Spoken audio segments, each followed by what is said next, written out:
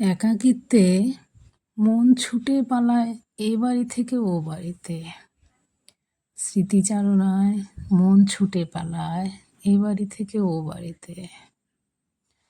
কেউ কষ্ট দিলে মন ছুটে পালায় এ বাড়ি থেকে ও বাড়িতে। আশপাশে আঘাত পেলে মন ছুটে পালায় এ বাড়ি থেকে ও বাড়িতে। পরম শান্তি যেন ও বাড়িতে। এ বাড়িতে নিশ্চয়তা। যখন মন ছুটে পালায় তখন বড় শান্তি পাই ও বাড়িতে। মনে পড়ে যায় সেই পুরনো স্মৃতির কথা। মনে পড়ে যায় সেই ছোটবেলার বেঁচে থাকার একটা মুহূর্তের কথা। কোনায় কোনায় সেই স্মৃতি, সেই ছোঁয়া, সেই হেঁটে বেড়ানোর অনুভূতি আজও মনে পড়ে যায়। এই যে ঘরখানা, এটা আমার ছিল। বাবা বলতো তোর রুম, মা বলতো তোর রুম। এটা আমার রুম ছিল, আজ আর নেই আমার। আজ আমার রুম এ বাড়িতে। আমার রুম থাকলেও সেখানে আমি থাকি না, তাই আর আমার নেই। বাড়িটা তৈরি হচ্ছে নতুন করে। এখন ও রুমে আমার মা থাকেন।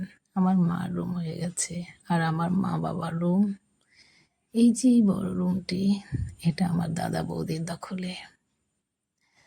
শেয়ার করতে চাই না আমি আমার বাবার রুম কারোর সঙ্গে, কিন্তু কিছু করার নেই।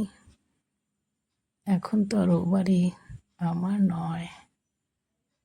যত স্মৃতিচারণায় থাকি না কেন, ও বাড়ি বিয়ের পর আর থাকে না নিজেদের।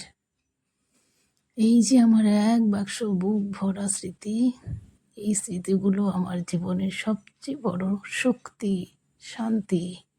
খুব ভালোবাসতাম বই পড়তে। সেই 7-8 থেকে শুরু করে গ্র্যাজুয়েশনের বই পর্যন্ত এই বাক্সে রাখা। স্মৃতিচারণায় নেমে পড়লাম। বুকটা থরথর করে কেঁপে উঠল।